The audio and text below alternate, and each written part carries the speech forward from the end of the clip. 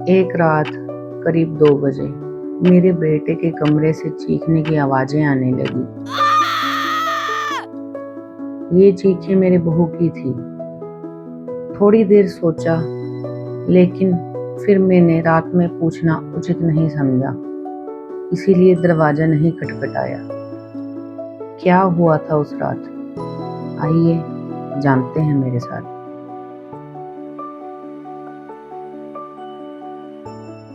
मैंने मेरे बेटे की शादी मुश्किल से की। वो एक लड़की से प्यार करता था, लेकिन मैं नहीं चाहती थी कि उसकी शादी उस लड़की से हो। मैंने उसे बहुत समझाया और उसकी शादी एक गांव की सीधी सी लड़की से करवा दी। लड़की का नाम था सुधा। मुझे पता था कि वो लड़की मेरे बेटे और इस घर के लिए बहुत अच्छी है। सुधा हमारे घर में आई। लड़की घरेलू थी, बड़ों का सम्मान और घर का काम करती थी। अभी 10 ही दिन हुए थे शादी को, लेकिन मुझे लगने लगा मैंने अपने बेटे की शादी इस लड़की से करवा के अच्छा काम किया।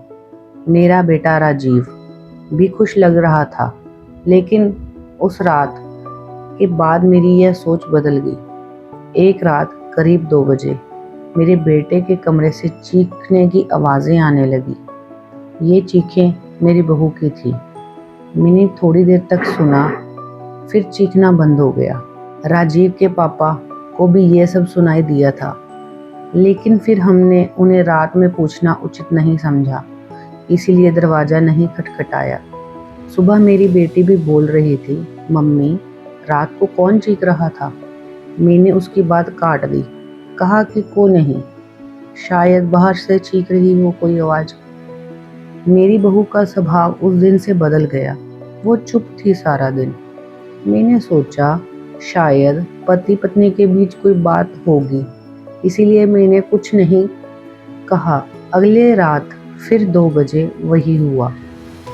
मेरे बेटे के कमरे से फिर चीखने और रोने की आवाज़ें आने लगी। इस रात वो आवाज़ करीब 10 मिनट तक चली। मेरी बेटी उठ गई और उसने हमारे कमरे का दरवाज़ा खटखटाया। मैंने दरवाज़ा खोला, देखा तो बहुत डरी हुई थी। मम्मी ये क्या हो रहा है? भाभी रोज़ रात को रोती और चीखती क्यों है? क्या होता है कमरे के अंदर? चलो अभी दरवाज़ा खुलवाते हैं। मैं दरवाजे के पास जाने लगी। मेरे पति ने मुझे रोक लिया, कहा कि रुको, अभी बात मत करो, कल सुबह दोनों बात करते हैं। उस रात को मेरा सोना मुश्किल हो गया था। सुबह मेरी बहू जल्दी उठ घर के कामों में लग गई। मैं सुबह अपने बेटे के कमरे में गई। उससे पूछा, क्या बात है, रात को बहू रोती है? उसका चेहरा पूरा उतर गया। बोला, नहीं।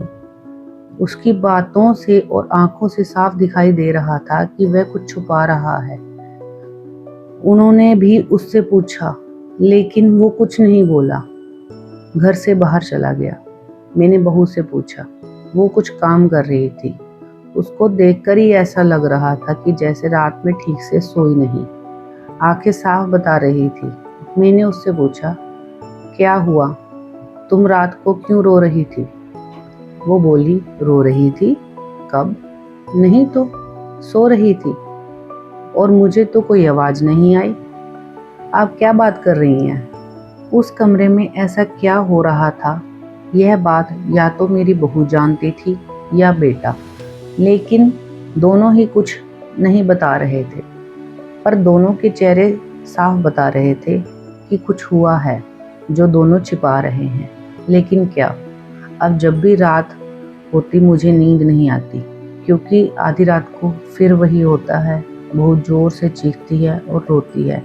मेरे मन में कई सवाल उठते हैं, उस कमरे में क्या हो रहा होगा। फिर एक रात करीब 2 बजे मेरे घर में वो हुआ जो मैंने सोचा भी नहीं था। मेरी बहू रात को कमरे से बाहर आ गई। उसके कपड़े भी कहीं और जा रहे थे और कुछ होश नहीं था। बाल खुले थे और घर के चौक में आकर बैठ गई। जोर से चीखने और रोने लगी। हम सभी घर वाले बाहर आ गए। मेरा बेटा भी कमरे से डरा हुआ बाहर आया। बहू की ऐसी हालत देखकर हम सब ही डर गए थे। मैंने मेरे बेटे से पूछा कि ये क्या है। बोला, बस माँ, देख लो, ये रोज रात 2 बजे ऐसा ही करती है। मैं आप लोगों को क्या बताता।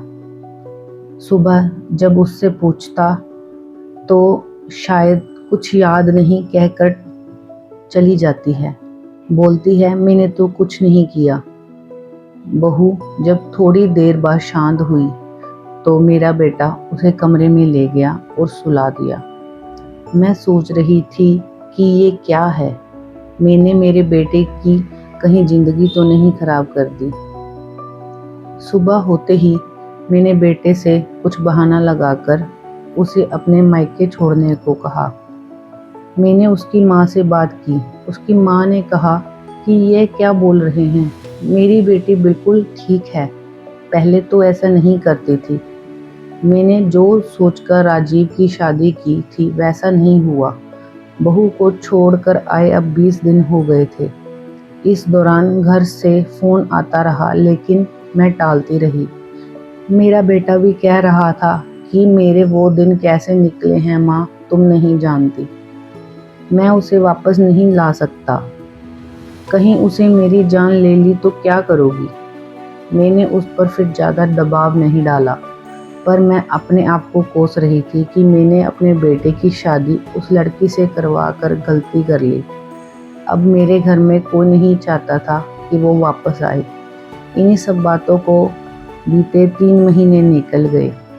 फिर एक दिन अचानक मेरी बहू अपना सामान के साथ मेरे घर में आ गई। वो आते ही मुझसे कहती है, माँ जी, मैं जानती हूँ कि आप मेरे बारे में क्या सोच रही हैं, लेकिन सच क्या है ये आपको नहीं पता। उसकी बातों से मुझे लगा कि कुछ तो है जो वो बताना चाहती है। मेरा बेटा घर आया और उसे देखकर गुस्सा हो गया। कहाँ से वापस आ गई? मैं अब इस घर में नहीं रह सकता, या तो ये रहेगी या मैं। मेरी बहू ने उस समय कहा, क्यों, सच सामने आ जाएगा इसीलिए डर रहे हैं ना।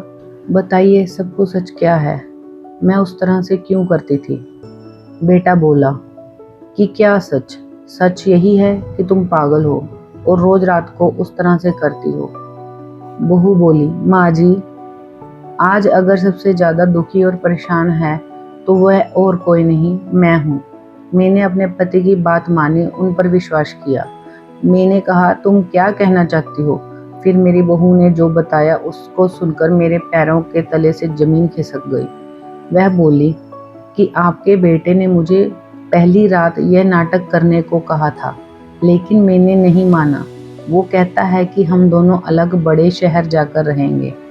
उन्होंने कहा, ऐसा मेरे घर वाले मुझे नहीं छोड़ेंगे, लेकिन तुम इस नाटक को करोगी तो वो डर जाएंगे और फिर हम अलग रहेंगे।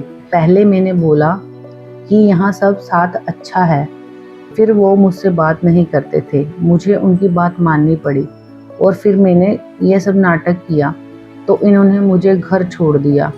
मुझे आप सभी की नज़रों में पागल और न जाने क्या क्या साबित किया। उसके बाद मेरा फ़ोन भी नहीं उठा रहे थे। मैं उनका इंतज़ार घर में कर रही थी लेकिन वो नहीं आए। मैं समझ गई उन्होंने मुझे बेवकूफ़ बनाया है। मैं इस बात को समझ गई। अब मैं खुद ही इनसे दूर चली जाऊंगी, लेकिन मैं चाहती थी कि सच आप सभी के सामने आए। मुझे बहू की बातों पर पूरा विश्वास हो गया। मेरा बेटा बोला, तुम्हें इसे रखना है तो रखो। मेरी शादी तुमने उससे नहीं होने दी जिससे मैं चाहता था, और गांव की लड़की से करवा दी। मैं चाहता था कि यह भी यहीं से चली जाए। मैंने मेरे बेटे से कहा, बेटा, तुझे इस घर में रहना है तो रह, नहीं इसका फैसला तू कर ले। मेरी बहू इसी घर में रहेगी। तू इस तरह की साजिश कर सकता है, मैं सोच भी नहीं सकती। वो भी सिर्फ अपनी माँ से बदला लेने के लिए। एक भोली लड़की को कुछ भी कह सकता है। पर बेटा, जरा तू सोच, तूने इससे जो करने को कहा इसने किया। अपने बारे में और किसी के बारे में कुछ नहीं सोचा, सिर्फ तेरा सोचा। सोच, ऐसी पत्नी कहाँ मिलेगी। तू बड़ा अभागा है जो इस लड़की को छोड़ेगा। मैं बहुत खुश थी। मैंने अपने बेटे के लिए हीरा चुना था, लेकिन शायद मेरा बेटा ही उसके लायक नहीं था। मेरी बहू को मैंने प्यार से गले लगाया। मेरा बेटा भी कहीं नहीं गया। थोड़े समय तक जरूर नाराज रहा, लेकिन मुझे पता था उस लड़की से कोई प्यार किए बिना कैसे रह सकता है। आखिर धीरे धीरे सब ठीक होने लगा। दोस्तों, अगर आपको कहानी पसंद आई हो तो चैनल को लाइक और सब्सक्राइब जरूर कीजिए। मिलते हैं एक और कहानी के साथ नेक्स्ट एपिसोड में।